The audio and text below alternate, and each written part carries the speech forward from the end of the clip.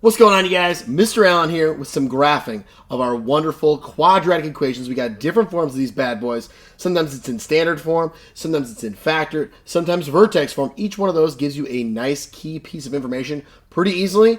This one here, we have factored form, so we're going to get those x-intercepts right off the bat from this bad boy, as well as which way it opens. Is it up or is it down? Well, since we have a negative out in front, we know that it's going to be opening down. So I'm just going to go ahead and circle that one right there. All right. Opens down. X-intercepts now. I can take each one of these factors here, set them equal to 0, and then solve for x. I'm going to do so, how about right over here? So we've got x minus 5 equals 0.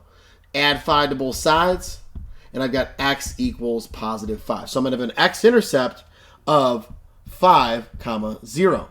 And we can do the same thing there with our x minus 3, set it equal to 0, and we'll end up getting 3, 0. So I have two separate x-intercepts here. And I'm gonna plot those guys right now. So we got 1, 2, 3, plot it right there, and I've got 4, 5, plot it right over here. Awesome. And it is opening down, so we're probably looking like something like that right there.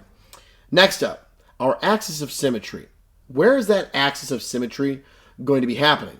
Well, it's going to go through the vertex, which I don't know where that is right now, and it's going to pass directly in the middle of these two x-intercepts. That's the piece of information I'm going to use for this one here. So I'm going to plot, you know what, let me get a straight edge. Whoop, got one of these bad boys.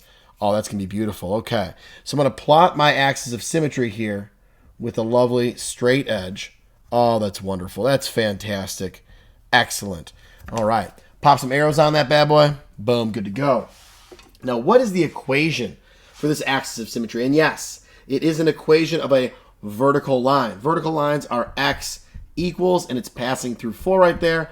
Boom, diggity, that's dope. And not only is that 4 key for my axis of symmetry, it is also the x-coordinate of my vertex. Now, if I have an x-coordinate, I have an x value that works here, right? How can I get a y value that would finish off this ordered pair? How would I get that y value?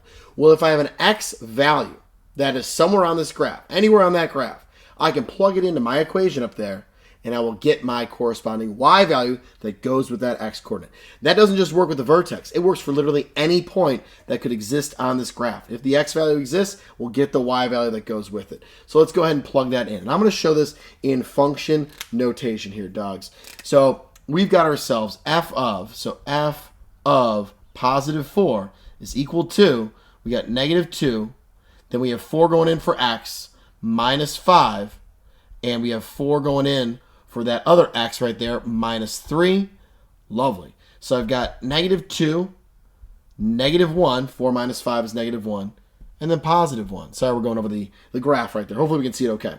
So I have negative 2 times negative 1, that's positive 2, times 1, that's positive 2 still. So there we go. We got ourselves 2 for my y coordinate. So 4, 2. I can plot that right now. Right there, 4, 2, right up there, beautiful. And now I actually have myself at the 3 points here where I can actually graph this thing. Some will ask for 5 total points, depending on what your teacher wants. I'm just going to go with 3 because I can make a pretty dope looking parabola right here.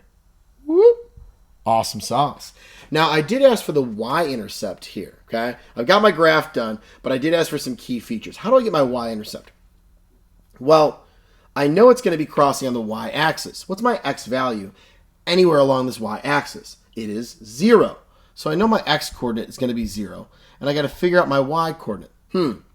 We seem to have had an x-coordinate that we knew earlier, and we were able to do something to get that y-coordinate. Flashback. Oh my goodness, I just smudged. Oh no. All right, if I could plug in my x value here of 4, and I got 2 out, I could plug in 0 and get something out. Let's do that once again. This time I'll go with green here. Actually, you know what? I'll go orange because we already used green. Okay, so I would have f of 0. Now this one, super easy to get the y-intercept when it's in standard form or general form as some call it. In factored form and vertex form, it takes a little bit of work, but no big deal. I love to do some work, like Rihanna, you know, right? There we go.